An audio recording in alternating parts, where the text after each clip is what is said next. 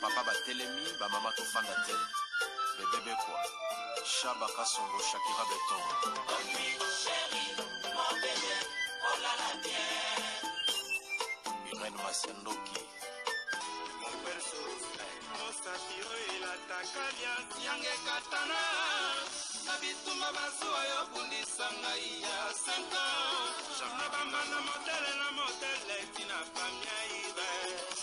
Masendoki, Ena Koma, Kopanga, oh, Kwenya. Amange, Wamokusa, Kelima Boma, Giselle Irene, Masendoki, Wamokusa, Abisana, Kwanza Muna, Wamange,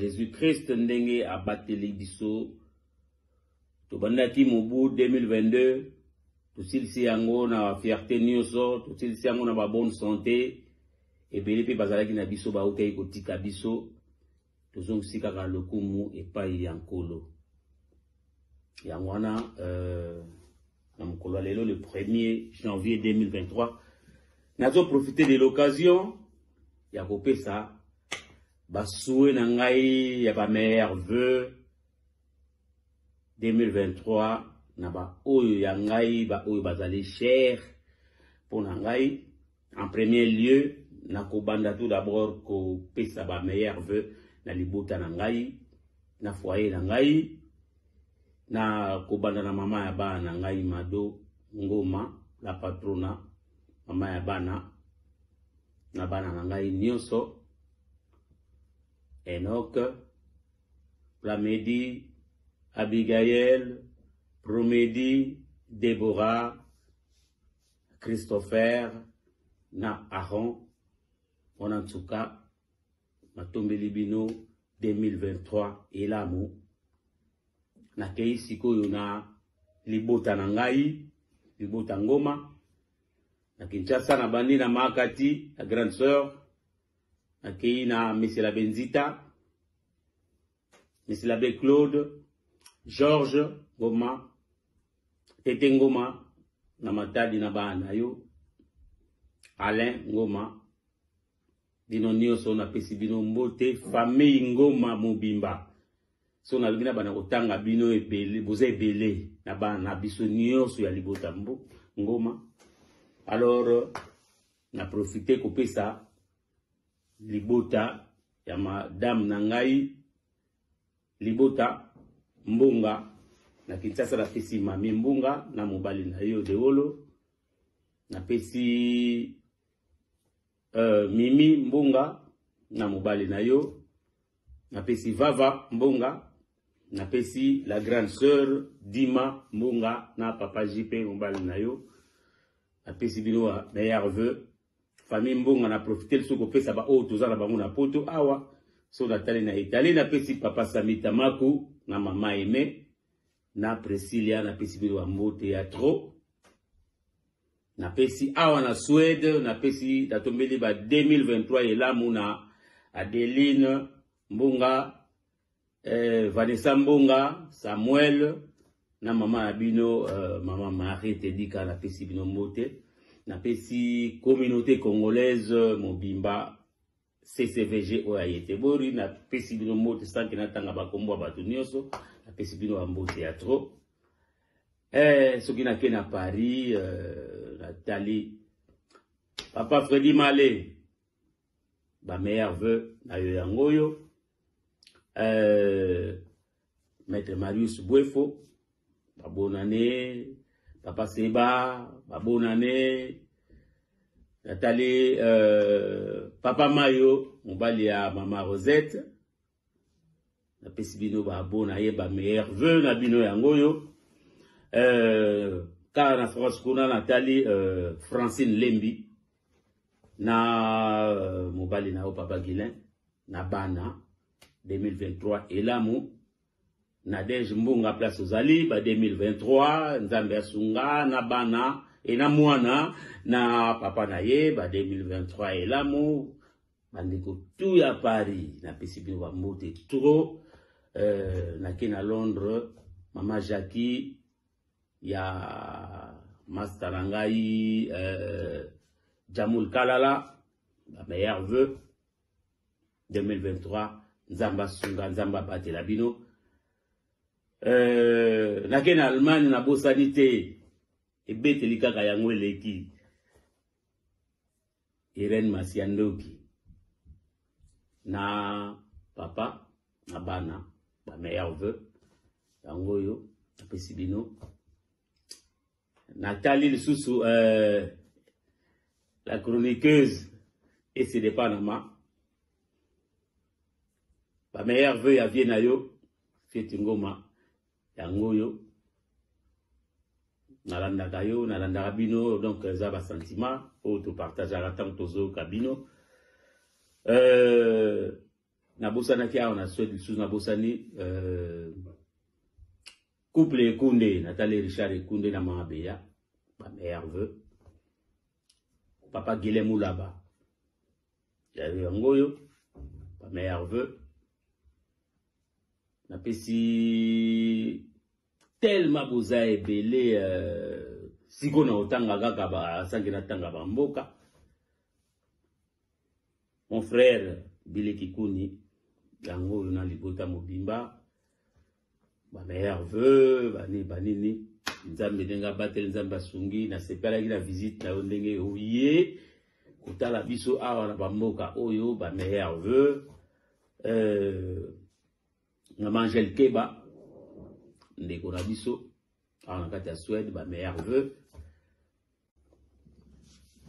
Bonne année 2023. Merci au Seigneur Jésus-Christ ndenge abateli biso to bandaki mobu 2022 to silisi yango na fierté nyonso to silisi yango na ba bonne santé et belipe bazalaki na biso ba utai kotika biso tozong sika ka lokumu epai ya nkolo yango wana na mokolo lelo le 1er janvier 2023 nazo profiter de l'occasion ya kopesa basoué na ngai ya ba meilleur vœu 2023 na ba oyo ya ngai ba oyo bazali cher pour na ngai en premier lieu na kobanda tout d'abord ko pesa ba meilleur vœu na libota na ngai na foyer na ngai na kobanda na mama ya bana na ngai Mado Ngoma la patrona mama ya bana na bana na ngai nyonso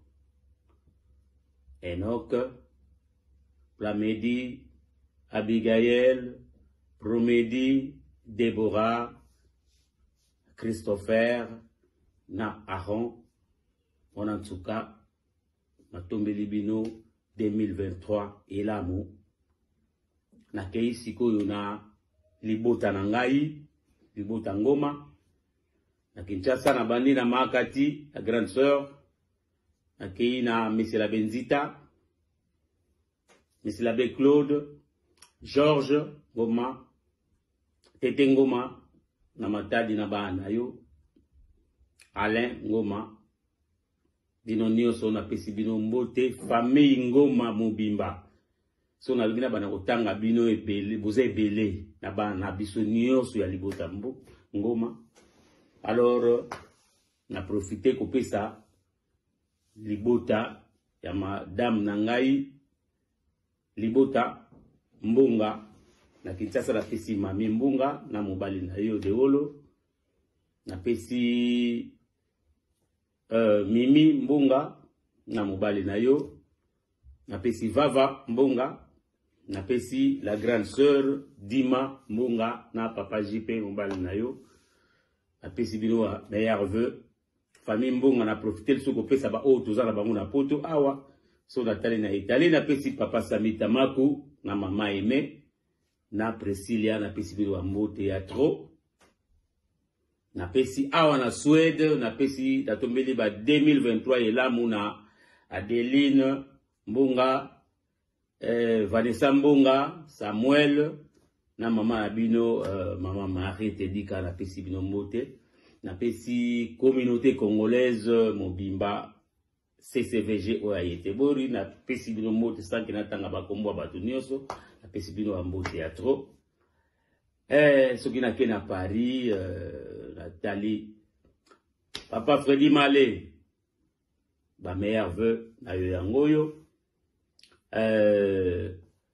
Maître Marius Bouefo, ma bonne année, Papa Seba, ma bonne année, Nathalie, Papa Mayo, on va aller à Maman Rosette, na Pesibino, ma bonne année, ma meilleure vœu, na Bino Yangoyo, car na France, qu'on a Nathalie, Francine Lembi, na Mobali na Papa Guilin, na Bana, 2023, et l'amour, Nadej Mbunga place aux Ali, ba 2023, Nzambe Asunga, na Bana, et na Mwana, na Papa Naye, ba 2023, et l'amour, bandeko tout ya Paris, na Pesibino ba mbote trop, na Kena Londres, Mama Jackie, ya Mastarangai, Jamoul Kalala, la meilleure vœu, 2023, Nzamba Sunga, Nzamba Patelabino.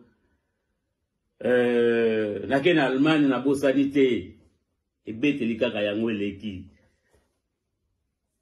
Irene Masiandoki, na Papa, na Bana, la meilleure vœu, Yangoyo, na Pesibino.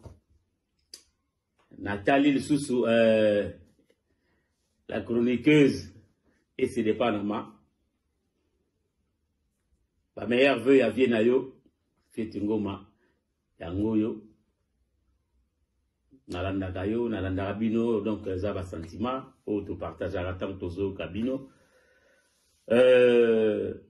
Nabosana Kia, on a souhaité sous Nabosani, couple et Koundé, Nathalie Richard et Koundé na Mahabeya, ma meilleure vœu. Papa Guilhem Moulaba, j'avais Yangoyo, ma meilleure vœu. Na pesi tellement boza ebele siko na otanga kaka ba sangi na tanga ba mboka. Mon frère Bile Kikuni yango na libota mobimba ba meilleur vœu banini nzambe denga batel nzamba sungi na sepela ki la visite na ndenge oye kotala biso awa na ba mboka oyo ba meilleur vœu na Angel Keba, ndeko na biso, en kati ya Suède, ba meilleur vœu. Bonne année 2023. Merci au Seigneur Jésus-Christ, ndenge abateli biso. Tobandaki mobu 2022, tosilisi yango na fierté nyonso, tosilisi yango na ba bonne santé, ebele pe bazalaki na biso ba utei kotika biso. Tozong sikaka lokumu epai ya nkolo. Yangwana, na mkolo lelo le 1er janvier 2023. Nazo profiter de l'occasion, ya kopesa, basoué na ngai, ya ba meilleur vœu, 2023, na ba oyo ya ngai, ba oyo bazali cher, pour na ngai, en premier lieu, na kobanda tout d'abord kopesa ba meilleur vœu, na libota na ngai, na foyer na ngai, na kobanda na mama ya bana na ngai Mado Ngoma, la patrona, mama ya bana, na bana na ngai nyonso, Enoch, Plamedi, Abigail, Promedi, Déborah, Christopher, na Aaron, Onantsuka, Matombeli bino 2023 elamu na kei sikoyo na libota na ngai libota Ngoma na Kinshasa na bandi na Makati la grande sœur na kei na Monsieur la Benzita Monsieur l'abbé Claude Georges Ngoma Tete Ngoma na Matadi na bana yo Alain Ngoma Bino nyonso na pesi bino mbote famille Ngoma mobimba so na bina bana kotanga bino ebele boza ebele na bana biso nyonso ya libota Ngoma. Alors na profiter kopesa libota ya madame na ngai libota Mbonga na Kinshasa napesi Mami Mbunga na mobali na yo Deolo. Napesi Mimi Mbunga na mobali na yo. Napesi Vava Mbunga. Napesi la grande sœur Dima Mbunga na papa JP mobali na yo. Napesi bino wa meilleur vœu. Famille Mbunga na profiter le soko pesa ba o tozala bango na poto awa. So natali na Italie napesi papa Samita Maku na mama Aimé na Priscilla napesi bino wa mbote ya trop. Napesi awa na Suède napesi datombeli ba 2023 elamu na Adeline Mbunga, Vanessa Mbunga, Samuel na mama Abino, mama Marie Tedika napesi bino mbote. Napesi communauté congolaise Mobimba CCVG Oyayete Bori napesi bino mbote sanki natanga bakombo bato nyonso napesi bino mbote ya trop. Soki na ke na Paris Nathalie papa Freddy Malé ba meilleur vœu na yo yangoyo. Maître Marius Bouefo ba bonne année. Papa Seba ba bonne année. Nathalie papa Mayo mobali ya mama Rosette napesi bino ba bonne année ba meilleur vœu na bino yangoyo.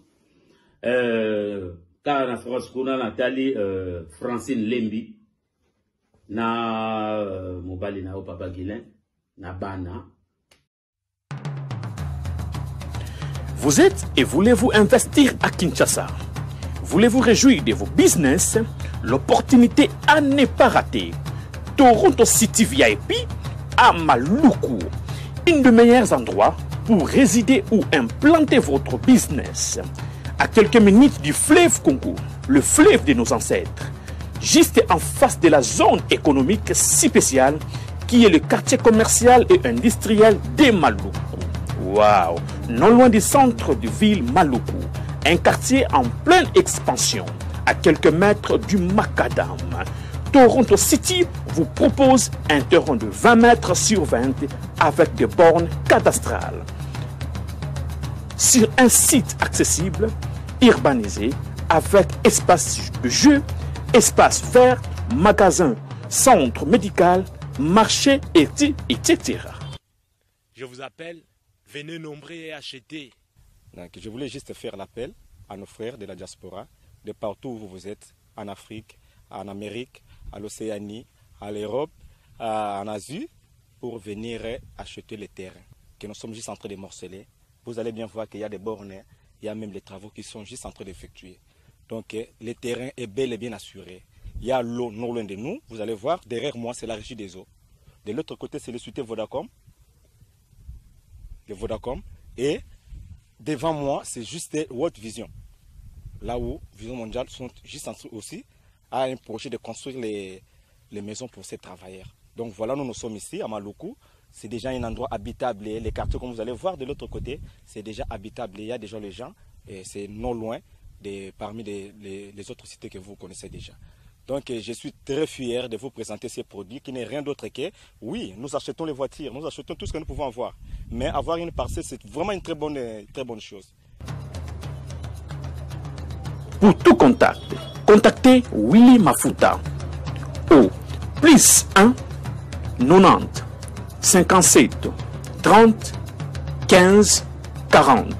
Toronto City, waouh, les 4 qui nous réservent l'avenir de demain. Vive le Congo, vive Kinshasa.